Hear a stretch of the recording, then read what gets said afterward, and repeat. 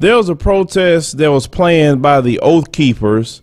If anybody know about the Oath Keepers, there's a bunch of white men with guns showing up different places. A lot of people that are connected to them have affiliations with the alt-right, which we know is a white supremacist group. They decided they was going to go and protest against Maxine Waters because she's always standing up against Trump. Well, their planned protest yesterday, they thought it was going to go well. It didn't go well at all because the squad showed up to protect Maxine Waters. Let's roll the clip. Push back on the anti-Maxine protesters that are coming in here today to start mess here with our representative, Maxine Waters. This is my neighborhood, and I'm an activist, and I'm here to protect Maxine Waters. All power to the people! All power to the people! All power to the people! All power to the people! Always said, push back. You only push back when somebody pushes you first.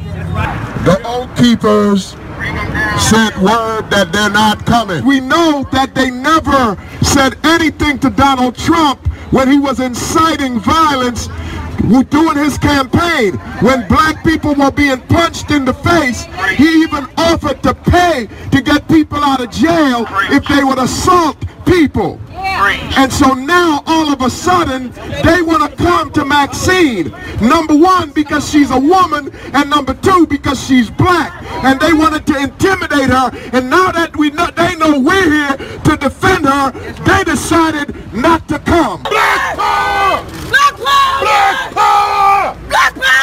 Black power! Black power!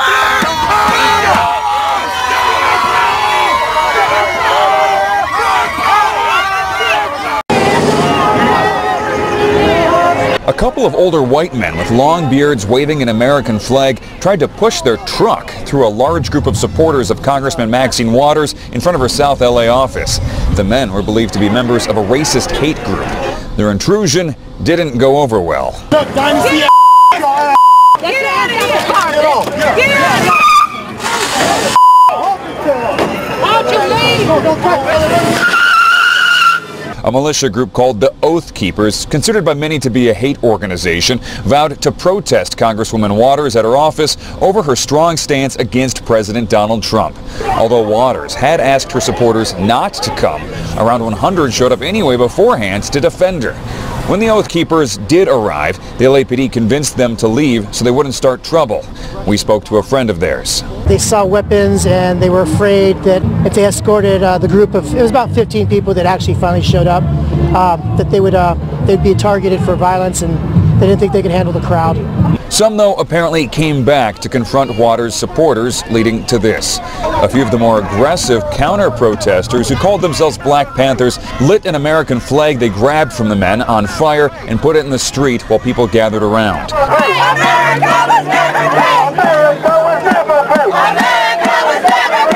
In another incident, a confrontational alt-right journalist was chased away after he antagonized people in the crowd.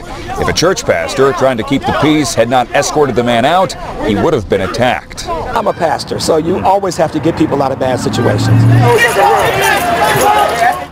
Before we start with the commentary, we'll reach out to our viewers and supporters to help us with our crowdfunding as we will travel to Ethiopia. It'll be less than 30 days. We're about 89% funded, so I definitely want to thank every person who has been donating to that crowdfunding campaign. And if any person who haven't donated just yet, I want to thank you in advance for donating. We greatly appreciate it. Now let's talk about Maxine Waters. You know, I have my issues with the Congressional Black Caucus for sure. Oh yes, I do.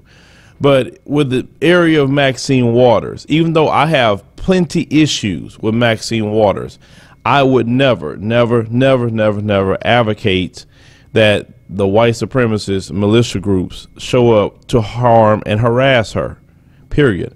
I think they did the right thing by showing up to protect her, whether they liked it or whether she approved of it or not. Didn't matter. They did a good thing. That's actually being on code to protect other people in our community, because a lot of times we leave people out to dry.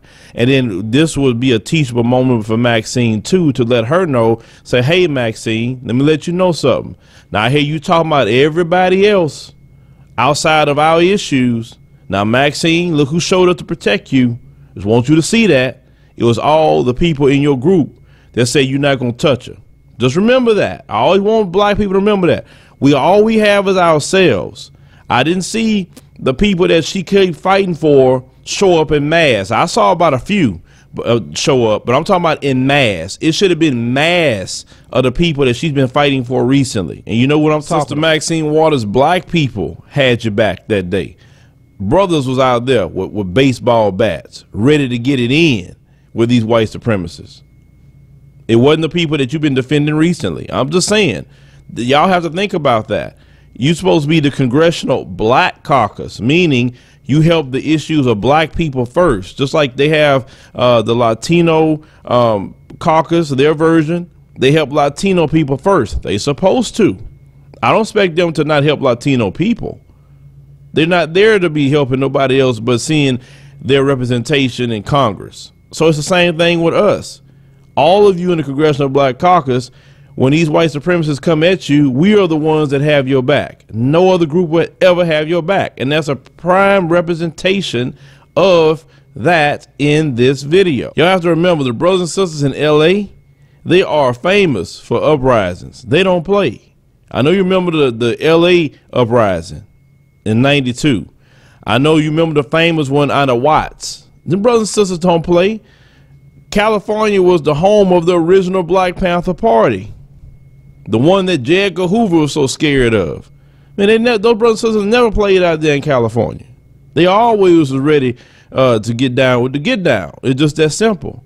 So as you heard, that the Oath Keepers showed up on 15 of them, but yet they wasn't ready for the squad that was out there waiting on them. They were ready for that.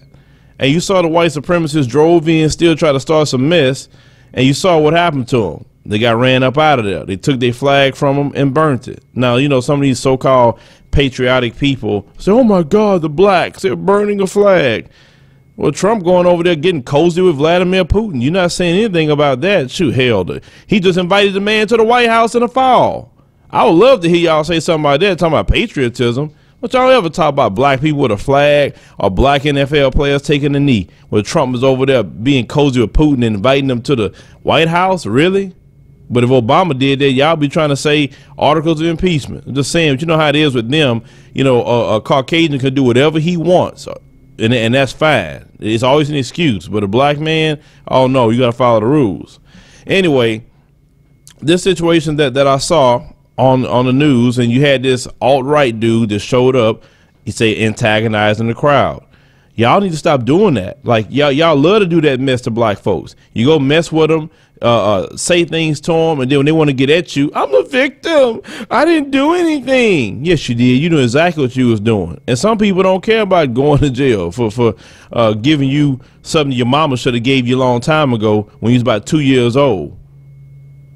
That's what should have happened to you a long time ago. It shouldn't have to be people to give it to you, but you know, you want to get that work. People will give you that work in the street if you need it. You don't go antagonizing a crowd of people, and you're only doing it to try to get some propaganda piece. That's what they always do, brothers and sisters. Now, if that brother wouldn't have protected him, that pastor, they said he wouldn't have left out of there that smooth.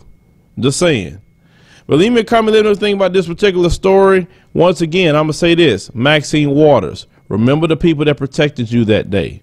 It wasn't the people that you've been screaming and fussing about. Just saying. You, John Lewis, and all these other black folks, we always will have your back. Now, the day may come, you keep on and you're not looking out for our interests, that you may be left out to these white supremacists to get at you.